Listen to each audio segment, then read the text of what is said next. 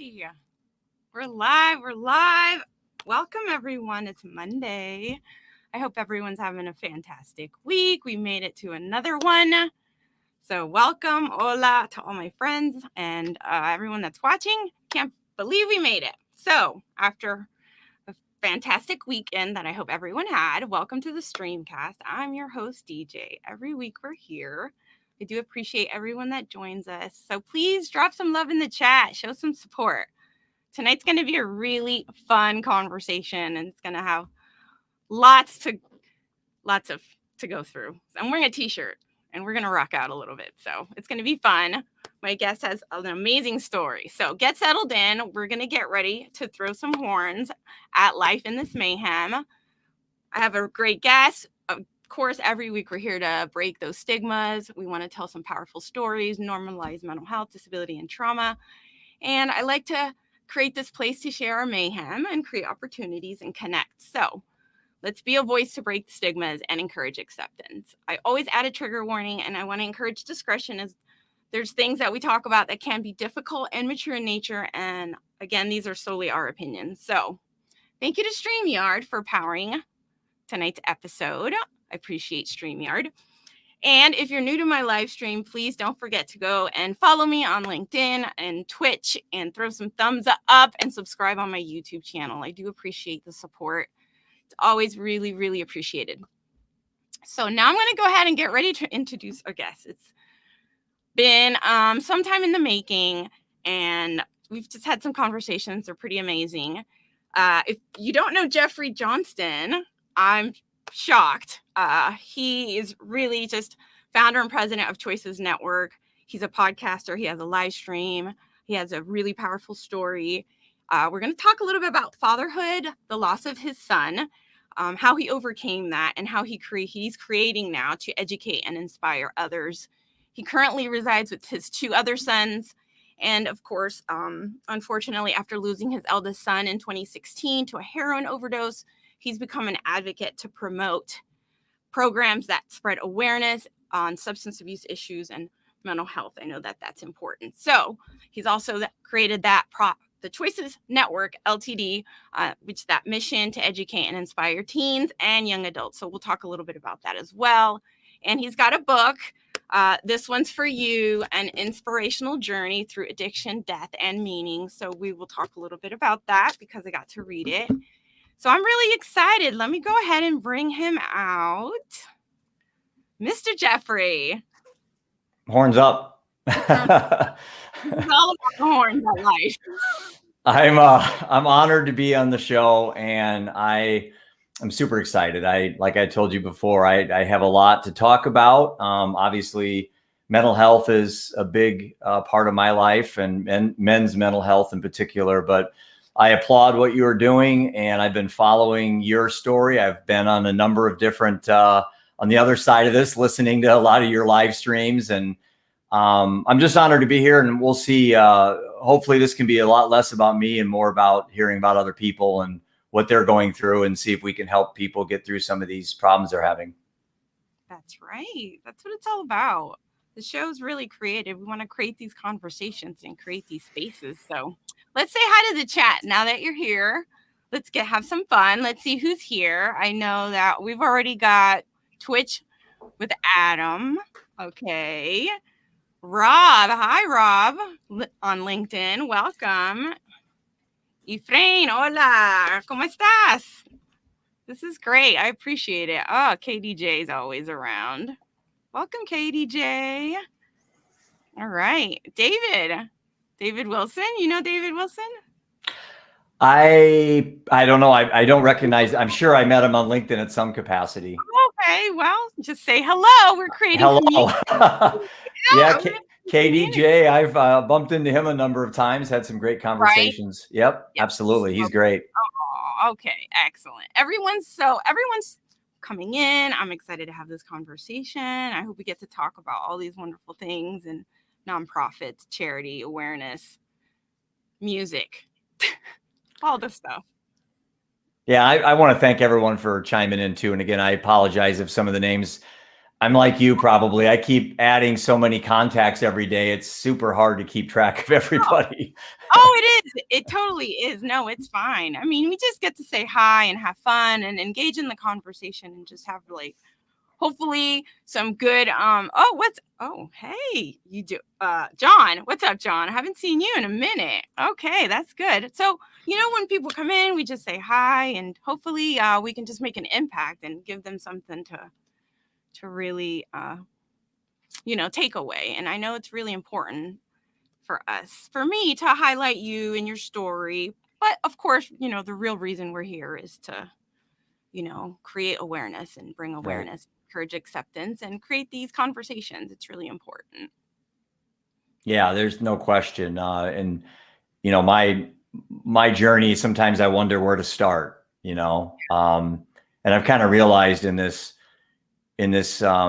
situation I'm in now that, we all have a story. Everybody has a story. And sometimes it seems like somebody's story is more unfortunate or more tragic. And the reality is, that may on the surface seem true, but under the surface, deep in your gut, in your heart, when you cry, everyone's story is just as impactful. And so as I've kind of evolved through this process since my son died, which I'll talk about how that day happened, I'm much more cognizant of trying to make this less about me and more about other people. But sometimes to get to that part of the story, I have to go through me. And, I get asked sometimes, Jeff, I've been following you. I've read your book. I know what you're doing. What are you? Who are you? Are you a life coach? Are you a motivational speaker? Are you, are you a podcast influencer? What are you? And, I even wrote a blog on this called What Am I? And because I was so perplexed by that question. And I think what I figured out I am is a storyteller. And that's what I am. I'm a storyteller, and I don't profess to be an expert in anything. And I have a lot of focus in my life, and one of it comes from my ADD. And I talked about this quite a bit in my book, and I talk about it in a lot of podcasts. Is that my I already diagnosed you as having ADD too, DJ. So, and ADD, I laugh about it, I joke about it, but it's a beautiful thing for me. It's kept me hyper focused. It helped me deal. I don't have time for depression. I don't have time for anxiety. I don't have time to grieve very long. I've learned. I write about this obsessively about how I compartmentalized my pain, and I embrace it. I don't run away from anything like that. I don't need any more motivation than I've kind of realized that, to me, and maybe people that have dealt with this can relate to this, but the single greatest teacher in the world, the greatest teacher in the world, I've listened to motivational people, I've read books, I've done everything. The single greatest teacher in the world is a 5-letter word, and that's death. And death is the greatest teacher in the world because it teaches you gratitude, it teaches you appreciation, it teaches you love, it teaches you respect, empathy, compassion. It teaches you living in the moment. It teaches you to have goals and have planning in your future, but not at the expense of today. And so, why did it take the loss of a son for me to realize all this? I don't know. I talk about that in my book. I was distracted. I was building an investment company. I was doing well. I had a big house. I had nice cars, happily married. And at 6:30 in the morning, October 4th, 2016, my phone rings and everything changed. I couldn't have been any higher on top of the summit. I was at, like Rocky, I was there. I at 50 years old, I'd done it all. I started the company at 23. I was on top of the world. And then just like that, death provided me an opportunity. Death didn't give me a challenge, or death didn't drag me into the abyss. It did for a while. And I'm not going to lie, there was a year in my life where I went straight downhill. And I probably have deflected this a little bit. Maybe people hear my story and think, oh, Jeff, you're just you're not real. You know, you had to have, I did. I considered suicide. I knew how many steps it took me to get to my safe. I knew my combination in the dark. I practiced it. It took me 7.5 seconds to open my safe and get my bread out and put it in my forehead and shoot my head off. And I considered that. I never made it. I never started that journey. I chose not to, but the idea popped in my head. So I have been there and I can relate to that. Thank you for putting that up there, the suicide line. I talk about suicide ideation all the time now, DJ. How important it is. I like to bring it up at least once in the show. If not, always, have it easily accessible for individuals. And I think I even have it in my branding. So let's see. I have the "You Are Not Alone" by NAMI. Well, I do want to, can I give a quick shout out to a really good friend of mine? Yeah, let's give a shout out here to the chat. Antarctic Mike. What a great story. I met Mike. Mike came into my life through LinkedIn about 6 to 8 weeks ago. And Mike's story is quite heroic. He ran a marathon in Antarctica, actually a 62-mile ultra marathon. And Mike's a documentary individual. He just came out here and stayed in Cedar Rapids for 3 days and did a short documentary on my story. And he's going to be helping me promote that using the concept better, not bitter. And it's something Mike has really grasped onto, is that, I lost my son to heroin at the age of 23, but I chose to be a better man, not a bitter man. And I tell people how I did that. And it's work in progress. I mean, getting to where I want to go, I have no reason to think I'm going to reach any plateau. You know what I'm saying? Grief is a process. It's not a destination. Happiness is a process. Peace is a process. I'm not sure I'm going to attain those things, but with the help of Mike and his commitment and the things I've learned from him, you meet people, DJ, that you feel like you went to high school with. And I feel that way with Mike, and he's been a great part of my life. And again, I just want to shout out to him. I'm happy he joined us. All right. Thanks for being here, Mike. Appreciate you. Support's always good, right? Like, that support feels good. It does feel good. And, COVID was tough for a lot of people. It was for me. The connectivity, the face-to-face. But then again, COVID also was probably Iron Maiden flag. COVID is one of the best things that's ever happened to me. I wrote my book in the midst of COVID. I started my podcast. I started my nonprofit. All these things came from the result of me sitting around with ADD going, I can't do this. Can't sit by yourself. I can't do this, And so all these projects came out, and, someone asked me about my background, and let me tell you a little bit about this, DJ, because I get more compliments than I do criticisms. But I had one person one time said, Jeff, if you want to talk to the big motivational speakers and talk to the big life coaches, they're not going to go for this. And I said, well, then I don't want to talk to the big life coaches and the big motivational speakers. I want to talk to someone like me, some small fry out there in the Midwest of the Heartland that lost their son, but is champion for mental health and awareness. I don't need to talk to the big people out there. Iron Maiden this whole background represents a lot. This is Iron Maiden was my son Seth's favorite metal band. And it is my favorite metal band. And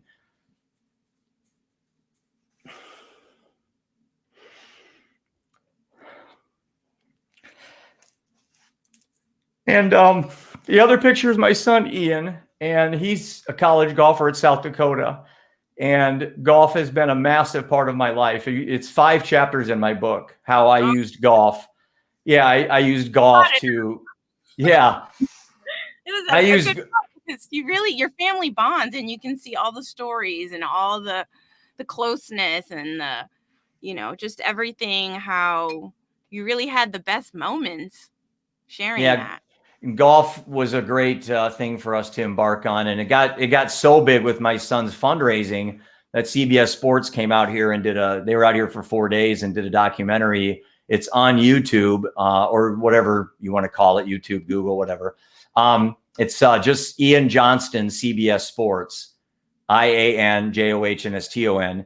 And And Zach Johnson, the professional PGA golfer, narrated the whole 9-minute story on My Son about how he lost a brother to heroin, and instead of becoming an alcoholic or an addict, he raised money for golf, and he got to golf with Ricky Fowler and Zach Johnson the next year. And so, golf was, for some people, just a way to go out and drink beer and have fun. For me, it was an escape. It was, I got solace and peace walking 5 hours a night, following my son, chasing his dreams. So that's why that picture's up there. And the other picture up here, my youngest son, Roman, and I are certified scuba divers. So after Seth died, we made a commitment to go on 2 to 3 year dives each year, anywhere in the world, mostly in the Caribbean for now. And we dive in honor of Seth. So I've been a certified diver for 30 years, but I got a renewed interest after Seth died. And so now I scuba dive. So those are my 3 boys, Seth, Ian, and Roman. And that's why my backdrop is not a library or fake trees. It's real. It's authentic. It's who I am. Right. It's funny because some like, no, don't put books in the background. Like, just don't put the books. Just anything but books. Be more original. For me, it's, words of affirmation. That's right for me. I see a comment that's really important. Rhonda, thank you for being here. Her husband's been in the darkness, but now sees the sunshine. So that is, thank you for sharing that. That's awesome. And then also men's mental health is Men's Health Month is now, which we did, really want to highlight men's health and mental health. So more men die from suicide than women. And I do believe that we need to be more understanding of how society has played the sad role in many ways. Well, I'll add a stat to that homosexual adolescents are 4 times more likely to commit suicide on top of that. So my youngest son came out as gay. I actually had a podcast on this called An Act of Love. And I embraced it as an opportunity for me to learn about homosexuality, as a heterosexual man. And for me, I did nothing but embrace my son. I loved him. So then I started doing research on some of the statistics, and the suicide rates are just, very high in that area. So now I'm trying to be an ambassador for kids to come out and talk about these things. There's no shame in being gay. You don't have to run out there and punch people in the face about it, but you should be proud of who you are. It shouldn't matter if you're black, white, male, female, gay, or straight. And those are stigmas. You hit the nail on the head, DJ, right off the show. Breaking stigmas. That's what we're trying to do tonight. Yeah, no, and I know, and a lot of it has to do with society and how society puts these pressures and the shame on the LGBT community, and how they really just make them feel left out and discriminated against. Yeah. It's unfortunate that they feel that they have to hide. They don't have the same opportunities. Statistics show that they, there's just like this huge gap in employment and mental health and access to services and education. It's just, that takes an impact on you when you just don't have the same privilege as others in that side. Yeah.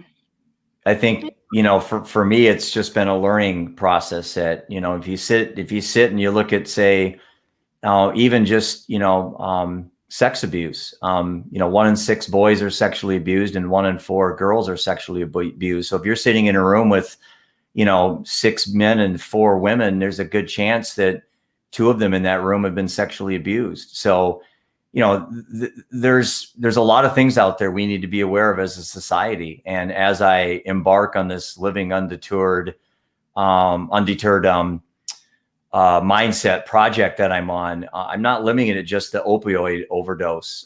It would be so easy for me to get lured into that. I'm going to go try to save everybody that has an addiction to opioids or things like that. And I realized something, DJ, that I think is important for people to understand when they're given an opportunity, like I was given via death, is my initial reaction was to go after the drug laws, go after the doctors, go after the big pharma. And that's the supply side. That's, you know, in a business relationship, you have supply and demand, right? I'm a financial advisor, so I'm fairly certain that that's an accurate statement. You have supply and demand. Well, you can go after the supply all you want, the drug dealers, the Mexican cartels that come across the board. You know, I don't have the energy or the desire to do that. There are people out there fighting that fight, and I'll contribute the best I can. But I think the demand side is where I want to rest my hat. That's where I want to spend the rest of my life. And the demand sides come from the kids. And the age of first use in the United States is 14. So 14 is where I start my book. I had a 14-year-old after a presentation I did come up to me, hand me a piece of paper and said, "Stay strong, Mr. Johnston." And I found out he had been in rehab at 14 years old. Think about that. 14, DJ. And so that's how I start my book. That's my opening chapter. That's my epiphany moment. And, you know, if you don't have something like that happen, I've got another quote that I really live my life by. Purpose becomes passion when it gets personal. And when that 14-year-old handed me that note written in blue ink, it became really freaking personal to me. And when I got that call, my son was found in his chair in a seedy hotel with a needle in his arm. It got real freaking personal with me. And I have no problem with my purpose and my passion now. It was defined on those moments. And so for people that are struggling, that are having a hard time with relapse or, you know, whatever they're dealing with, you just haven't found your why yet. You haven't found what I found. It's out there for all of us. We all have a why. I mean, it's impossible not to have a why. You have to have a why. So many people. Yeah, you do. You do. And it could be a big why or a little why, but you either have something for your kids, your spouse, your parents, your coworkers, your, you know, whatever, your cat. I don't care. You have a why. You have a why. You just haven't found it yet.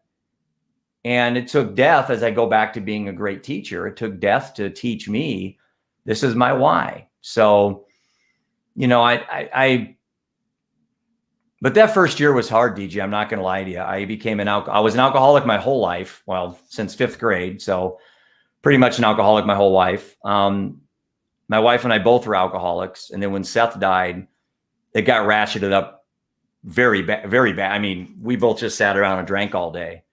And then December 24th, 2017, I just woke up and I was tired of being tired. And I quit. And I'm not saying this to toot my horn. I have no idea how I do that. Well, I think I have an idea. But quitting alcohol was the easiest thing I've ever done in my life. I don't use the word sober because that implies a struggle. So I'm not sober. I just choose not to drink right now, this moment. That's how I play the game in my head. I'm not that smart. That's why I'm not a life coach. I'm not a motivational speaker. I'm just a dad in Iowa. That's what I am. But I have found ways to trick my brain to stop drinking. And it's been the easiest. I have a $200 bottle of Cabernet next to my bed of Camus, which is my favorite red wine. And when Mike was out here, he took a picture of it. He didn't believe me. And it reminds me, I mock at alcohol. I don't fear it. I could have a drink right now and I wouldn't fall off the wagon. I don't play that narrative. Now, that's not what AA recommends. I'm guarantee AA doesn't recommend having a bottle of Camus next to your bed. My cat is named Opus and my dog is named Camus. So I have 2 of my 3 pets are named after alcohol. So, but again, this works for Jeff Johnston. There has to be other Johnstons out there. I mean, and for every one person that says, "Hey, you know what? I quit too and it wasn't that hard." Well, then you need to teach people. You need to start showing people that it is possible. And again, one of the stigmas is putting this disease on your forehead. You know, you're an addict, you're an alcoholic, you know, you're bipolar, you're ADD. My son was diagnosed ADD at 15 and given Adderall. And that was the beginning of his ending, was the prescription of Adderall for his ADD. I write about it in my book. I spent 2 chapters on that. Was that a cop out? Is that an excuse? No, it's not. It's on me at the end of the day. I was his dad, not his doctor. I was his dad. I allowed it to happen. I certainly don't have to allow it to happen again.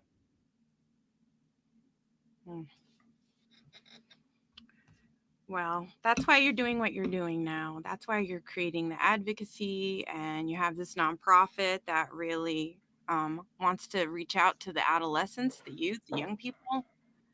to really highlight that there is something beyond, and that your past doesn't determine your future, doesn't dictate your future. That's something I've heard recently, and it's kind of stuck. So one thing I thought of too, DJ, and maybe this will help people that are struggling with these things. I think far too often we see this toughness mentality, get over it, time heals itself. I call BS on that. First of all, why would I want to get over my son's death? Well, I don't want to get over his death. What I've learned to do is absorb his death into my story. I've learned to change you're not obligated. You can rewrite your story. You're not obligated to have to live the way your life is unfolded. You choose everything. I chose two roads when my son died. I sat my boys down, and this, it's in my book. It's one of my chapters called Two Roads. And I said this, and I don't know where it came from because I'm agnostic, which surprises a ton of people. I get no divine inspiration. I get all mine from within. So call that what you may. But I sat my boys down and I said, boys, we have two roads to go down. One road of anger, despair, and hatred. We'll become alcoholics ourselves. Or we have a road of inspiration and motivation. And this day will be the greatest moment in our lives to make ourselves better and to affect those around us. I'm on the second road. I'm asking you to join me. And the only thing out of that whole thing that I think I did correct there is I didn't tell them what to do. I asked them to join me. I was going to show them how I was going to grieve. And it worked for a while, but then I went downhill for a while and I came back, and now I've never looked backwards. And I'm so freaking proud of my son, Seth. I'm so proud of him, and I'm proud of him because he's made me a better man. He's made me who I am today. I am more of a dad because he's not here than I was when he was alive. I'm no less of a dad. I'll say it that way. And I'm not a believer in the afterlife, which is just perplexing for people. They have a hard time understanding that. I'm comfortable knowing I'll never see him again. So I'm damn well better make sure I do the best I can with the time I have on this planet. It's very limited. I have 20 to 30 years left of life left. I don't have time to sit around creating myths in my mind, and people that do, that's fine. I'm for whatever it takes. I don't know any more than anyone else. Mm-hmm. But I've found no reason to inject anything outside of me. Everything I get is within my skin. So if that is God, then so be it. Then God's inside of me. I don't know what people want to call it, but I just haven't had the time to be distracted by that stuff. I'm going this way right now on this planet. And I'm doing it with Seth pushing me. Every freaking day he's behind me pushing me. And I'm not going to let him down. I'm not going to do it. And I don't have time. I tried depression and I sucked at it. I tried anxiety and I sucked at it. I tried alcoholism. I sucked at it. I tried being a compulsive gambler and I failed miserably. So I quit. Is it that easy? I don't know. Maybe I'm just not that smart, DJ. I don't know. I'm here to learn. I'm not here to preach or profess or tell people to whatever. I'm simply telling people how I survived the worst possible thing, and that's the death of a child. I would rather, and I'm not even going to say what I would rather. I'm not going to play that game.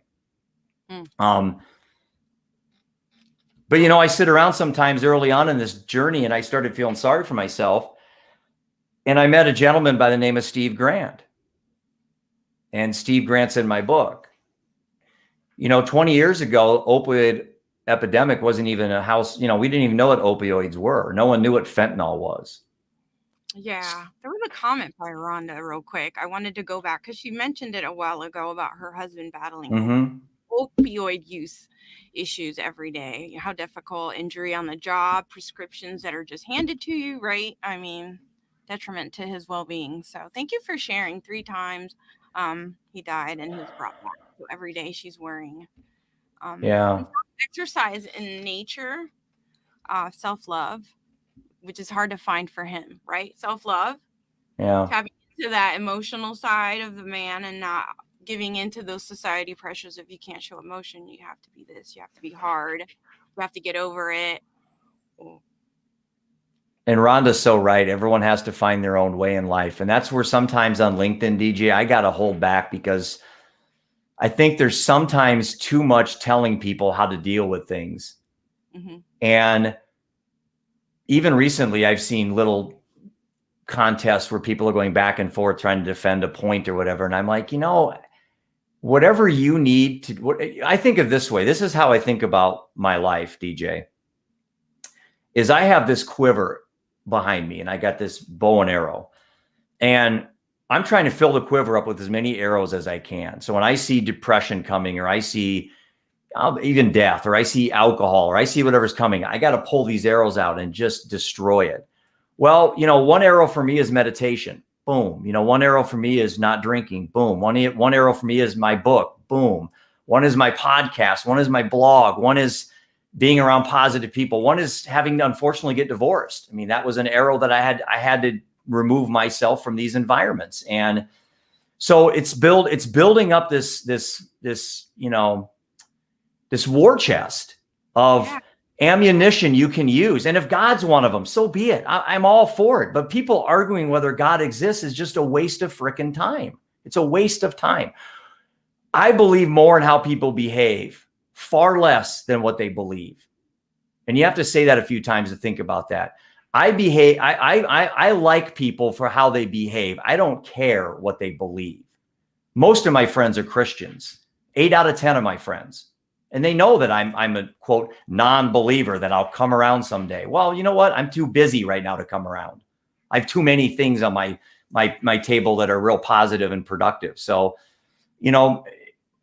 I don't really care what people think. I care how they act. And if you're starting a nonprofit, if you're raising money for mental health awareness, if you're changing the world, if you're writing a book, if you're out doing things, then who has time to sit around and ponder these things anyway? If you're making change, right? If you're having you're bringing awareness, or you're doing the work. Right. And DJ, I had someone say, Jeff, it's great you're saving people. And I'm like, well, let me step back a minute. When you're on an airplane, and you've heard this before, if you're on an airplane and there's turbulence and they say, well, the oxygen mask is going to come down, what's the first thing they tell you to do with the oxygen mask? Wrong. On yourself first, not your kids. Yeah. Well, why do they tell you to put on yourself first and not your kids? Because you're no good to them if you're dead. Well, when I got the call my son died, I put that oxygen mask on me first. So everything I'm doing selfishly is for Jeff Johnston. Because if I don't empower myself to become stronger emotionally, spiritually, physically, intellectually, everything, then I have no value to everyone else around me, especially my 2 boys and my aging parents and my 3 brothers and my business associates and all the people I'm in relationships with. So this whole thing, it's about me. It's about Jeff Johnston. But then secondly, it's about my son who's not here, Seth. And then third is everybody else. And there's a pecking order. My boys, my parents, my brother, there's a pecking order. I'm not here to save the world. I'm here to save Jeff Johnston. I am of no value to everybody. If I go to that safe, pull that gun out and shoot my head off, I'm of no value to people. If I start drinking again, I'm of no value to people. Okay. So anybody out there that wants to fix their environment, fix themselves first. The environment will cleanse itself. The toxic people will leave you alone because you're too positive. You're too optimistic. You're doing too many good things. People don't want to do that. They want to drag you down to their level, right? Yeah. And it's just true, It's true, constantly. It doesn't mean I don't care about people.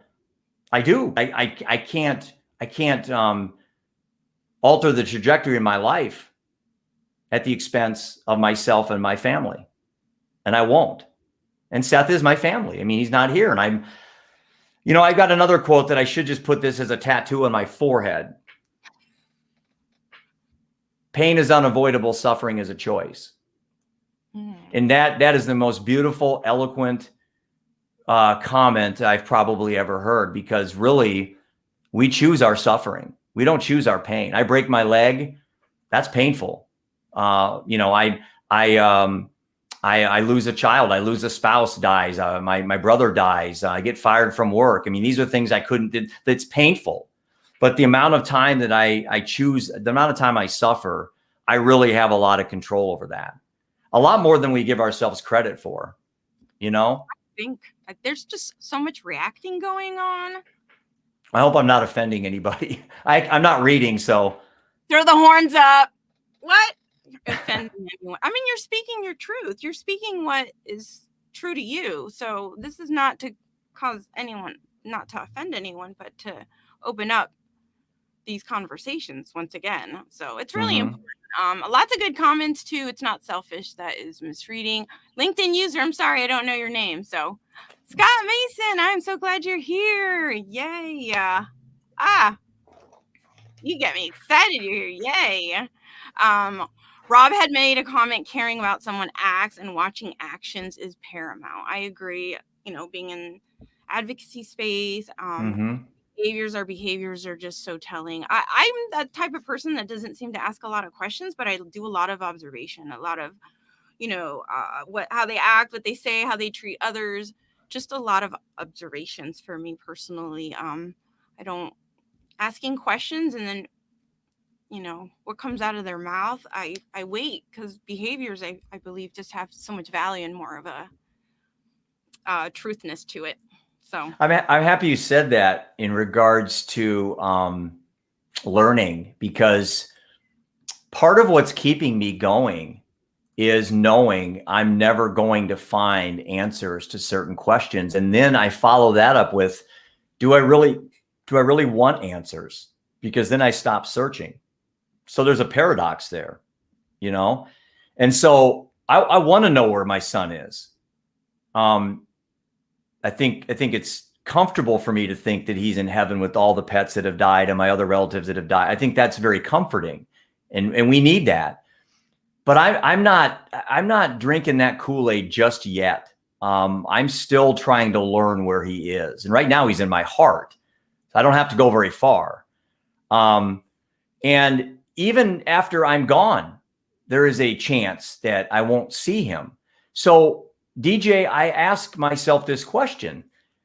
If there's a possibility that I'll never see him again, literally, then I really, really have to make sure that I create heaven on earth today. And so that mindset has really kept me almost paranoid about death, not of the fear of it, but not a fear of the pain of it, but the fear I won't get stuff done. Right. No, I understand. Yeah. Right. The limited time, like spans of time. Yeah, like at 55, I feel like I have 5 years left of my life.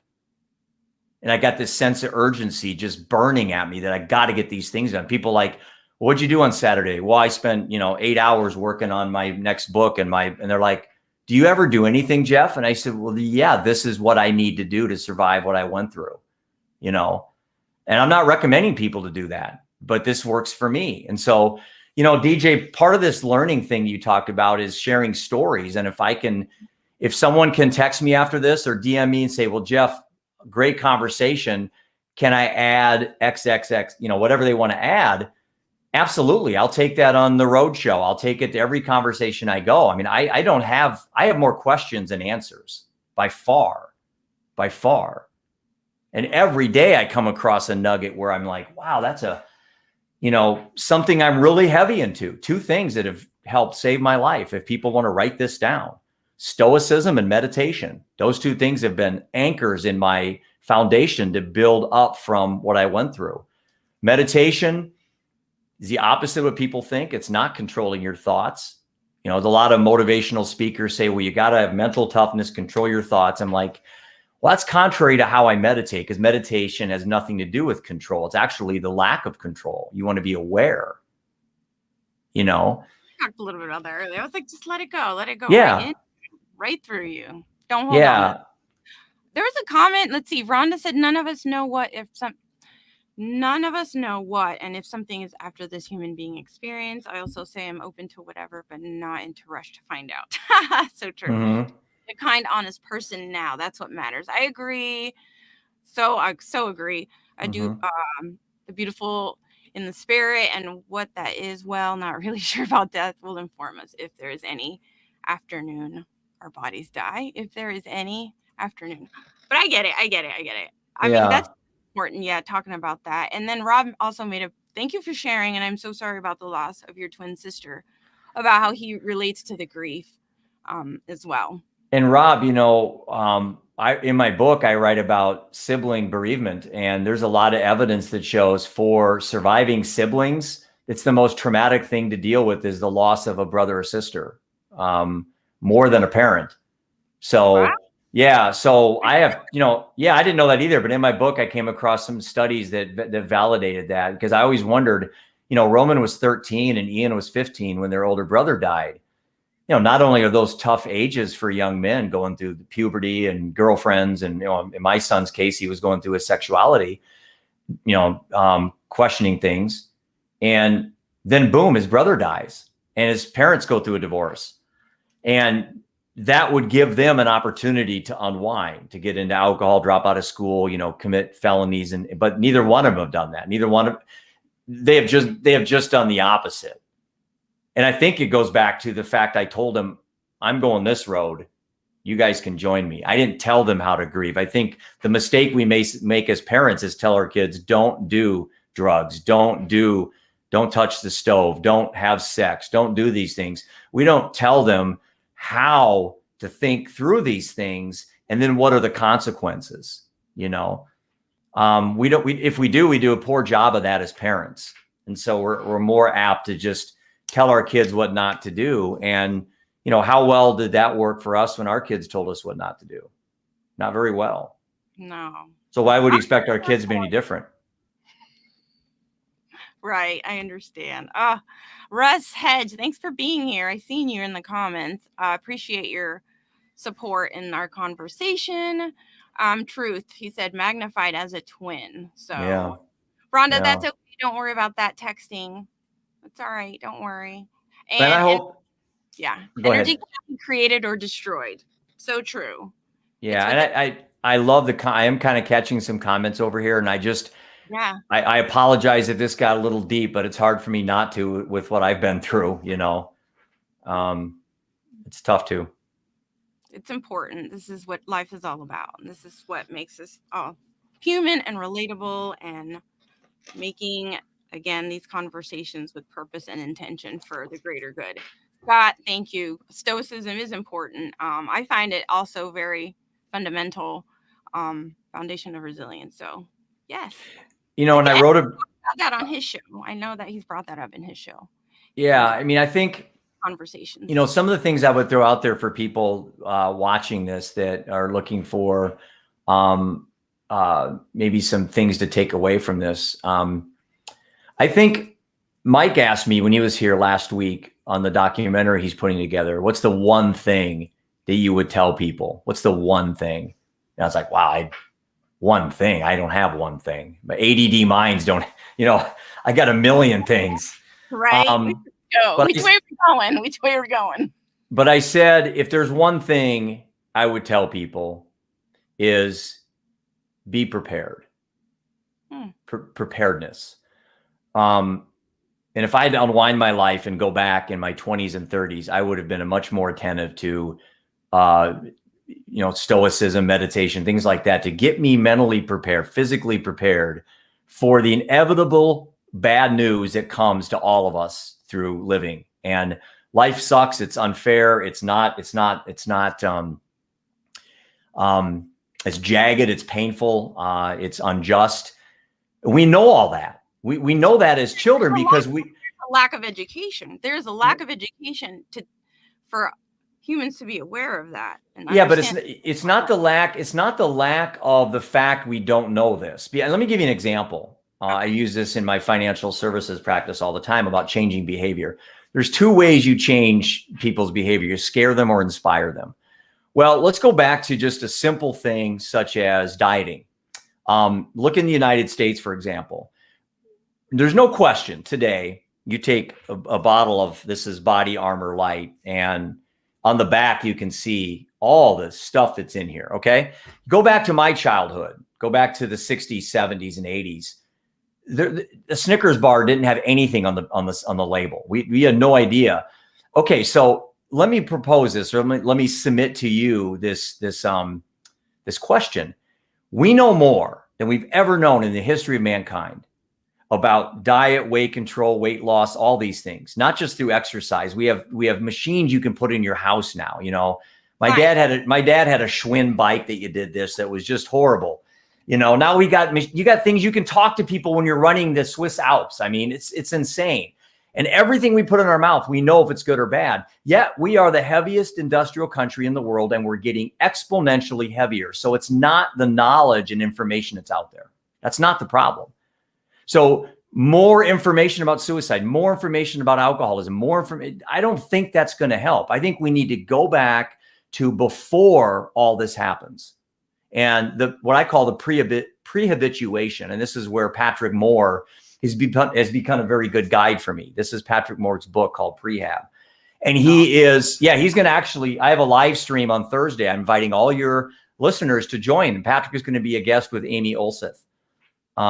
Is going to be my two guests on my live stream. And yeah, they're rock stars, both of them. I cannot wait. Yeah, all three of us in the ring getting this figured out. I can't wait. But the great thing about it is that, you know, I go back to where my focus is. You know, there's 15,000 treatment centers in the United States. It's a $50 billion industry. There's 4 million people in treatment. So do I just need to be another rehab person? Do I need to be another sober ambassador out there? There's enough of that out there. If we want to change the future, we have to go to the kids, the next generation, where the next set of problems are coming. Social media is making it very difficult. Imposter syndrome, gaslighting, all these things now that I didn't really have to grow up with because of social media. And then you throw in suicide rates and all these things. So where I'm going with this, DJ, is this. I understand there's a need, there's a desire, there's a market. It's a profitable business for me to be in the rehab business, to be in the sober business. But that's not where my heart is. My heart is going back to seeing my son Seth when he was 14 and figuring out why the hell he made the choices that he made. And are there ways I could have identified that? And are there stages of risk assessment I could have had where I said, this is what my ADD, screw that. I have ADD. I love ADD. Some doctor's not going to tell me my son's going to turn into a werewolf at midnight. I'm not going to buy that. All right. That stigma is done with me. So here's your ADD. This is how it's going to help you get through life, Seth. I didn't do that, DJ. I didn't do that. I let the doctor give Adderall. I gave it to him, and I didn't even monitor how he did it. And he started selling it at school and started abusing it, and that's how it started. So it's all on me. I'm 100% responsible for this. Okay, and I can live with that. I don't torture myself with that. Hindsight is such an accurate assessment of life. You can look back and play that game forever. So I don't have time to do that. But I certainly can focus on today and focus on the future. And that's what I'm trying to do. So I want to talk to the kids. I want to talk to the 12, 13, 14-year-olds. That's what I want to do. I don't know how much time we have left, but I have to tell you, is it just 10 till the hour? So it's about 1 hour. Is that what we're on for?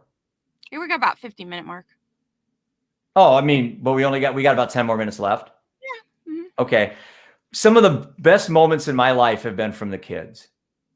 And I'll tell you an interesting story. I sat, my next door neighbor has a fire pit and I smoke cigars. So I went over there and I brought I drink non-alcoholic beer. So I have like 20 in my refrigerator. Brought a non-alcoholic beer and a cigar. And I'm talking. Well, inevitably, the mom and dad, they have 2 daughters. And they start asking me questions about my son, Seth. And it didn't take long. I knew I was on stage. So I started going off on all these things. Their 9-year-old daughter, Brooklyn, was so into my conversation that she didn't even want to go to the bathroom. She told her mom, she goes, can you have Jeff stop? Because I want to hear the rest of this when I get back. And I thought to myself, she's listening to me. I go talk to a 40-year-old alcoholic mom and I'm going to have every excuse thrown at me. But I got a 9-year-old that's eyes wide open, ears wide open and listening to me. And those are the people I want to talk to, the kids. I don't think I have the patience to spend my whole life trying to rehab people back to something that got them into, the definition of rehab is going back to something that you were before, right? Rehabilitation. And if that state of mind got you to where you're at, then maybe that cycle is just going to keep repeating itself. So maybe the word rehab just has to be killed, and we got to use the word recreate. We have to reinvent you. We don't want to rehab you. That's just that's an antiquated word that I absolutely detest, along with alcoholic and sober and all those words. I just don't like them. That's part. I know. I was doing some training recently on peer recovery, and just again, when it goes back to breaking stigmas and changing the language, that would be some of those words to be mindful for that need to be changed. Yeah, that need to be, addressed, because they do have like these bad stigmas associated with them. I wanted to just address something real quick in the chat with Rhonda. She says, I found you all by accident. I need to connect with you all. Hi, Rhonda. Welcome to the party. We're horns just up. creating a little mayhem. That's all we do around here. Have these conversations. So welcome. Katie J said, life isn't meant to be fair. Life is not fair. We all have to grow and develop in the journey of life to become better versions of ourselves. Absolutely. Can I add something to what Kenneth just said there, DJ? Yeah. Life isn't meant to be fair. Let me go back in time to when our son died, Seth, and I was talking to my two boys, and I write in the book the time Roman came up to me and he put his hand over my mouth and he said, Dad, don't talk. I want to talk to you, because I have a tendency to just immediately go into talking. And he told me he goes, I'm not over Seth's death yet. And it hit me, because I was in the middle of doing the book and all these things. And I had to just sit back and really be attentive, attention can redeem most anything in the moment. So if you think about it, attention is a really great tool. And I listened to him tell me how he felt. And, I'm trying to remember what he just said there. Life isn't meant to be fair. Oh yeah. I'm happy you put that back up. ADD, I forgot what I was going to say. So what I told the boys, I said, boys, here's the deal. I said, we can look at death as this thing that just is going to be the catalyst for our demise, or it can be the competitive advantage in your lifetime over your peer group, because they haven't gone through this. So here's a statistic that sibling death is the #1 cause of why. Okay. Crumple that up. Now, for you guys, sibling death's going to be what got you to do great heroic things in your life and to live a great life full of well-being and your desire to learn and help people. Because even though you have two roads, you really don't have two roads. You really don't. You have one road of better, one road of bitter. But in the end of the day, is the road of bitter really a road? It's a pit. It's not a road. It's an abyss. So I did entertain the bitter road for a short amount of time. But once I realized that was a road I didn't want to go down, I changed my mindset. And I'm confident that I'll never go back. I've had the worst moments equal to the pain I had back in that day. But the weight of the tears is so different. I mean, what's in those tears is different. It was sorrow and grief and agony, and now it's hope and inspiration and motivation. So it's the same tears. They're weighted differently. And I love crying. I frickin' cry all day long. I've cried in front of you twice today. And my sons, I cry in front of everybody I know. And for men, crying probably isn't for them, and for some men it is. And that's why I think it's not even right to say, well, it's okay. I don't think you need to pressure men into cry. Some men don't need to cry. Speaking from a man, I think let that man choose. But for me, I'm liberated. I really am. Awesome. How can I say this without sounding perverse? But I look forward to depressive moments because it cleanses me. I know I'm going to cry my ass off. I know I'm going to be just gut wrenching in tears, but I know, because I've been through it. My recovery has been 100%. Every bad moment I've had, I've survived 100% of the time. So why would those odds ever change? I'm 100% on every adversity I've had in my life. So why would that change? It changes if I allow it to change. Goes back to the choices. always a choice. And that's why my nonprofit's called the Choices Network. I went back and forth, and I was going to be, something about sobriety or something about trauma. And I thought, this whole thing I'm trying to not teach, because remember, I'm not a life coach. This whole thing is about choices. It's about choices. I just choose to live certain ways. I choose to rewrite my past. Mm-hmm. A good hard cry does wonders. Amen. Absolutely. All that energy out, all the emotional energy, that psychological energy, the physical energy. There's such a physicality. And when you get that cry out, then you're so tired. You just want to sleep. Well, DJ, I want to throw out a shout out to you, because the first time I ever met you, I was so your passion exudes.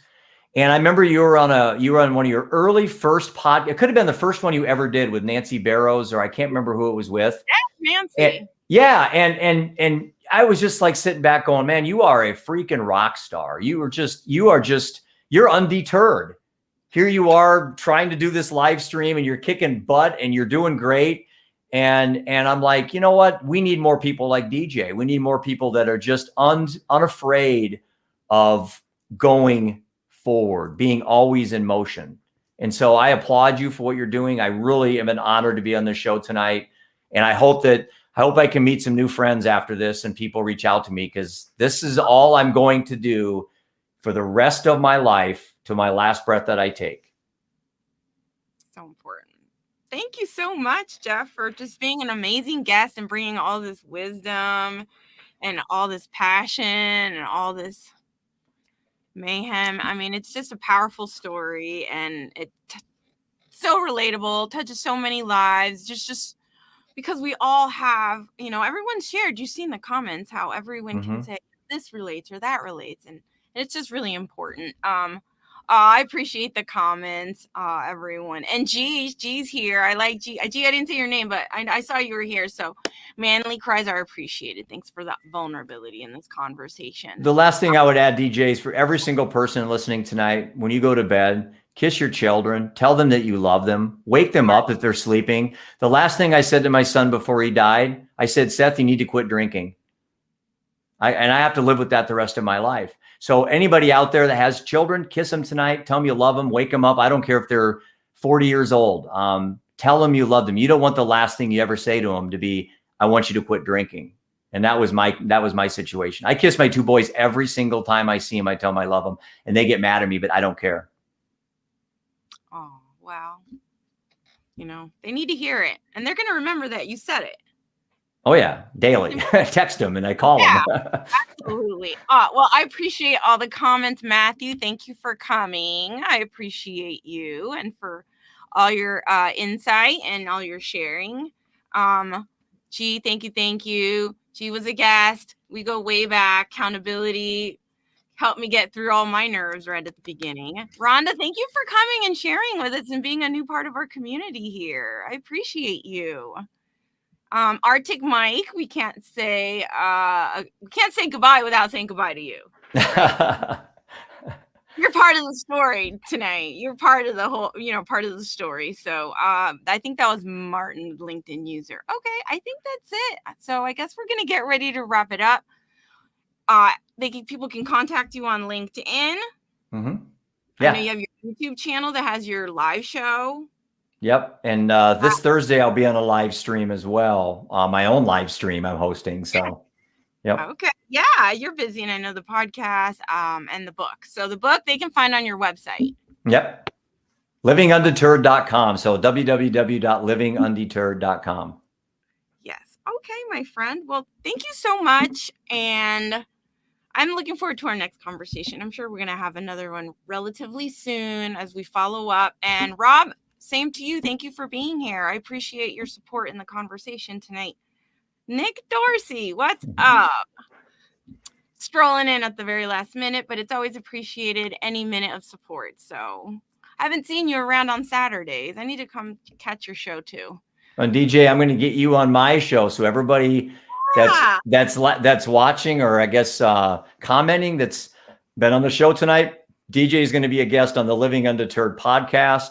I'm stoked to get her on. I'm going to switch it around, hear more about her and less about me. All right, we'll talk about my mayhem and my horns.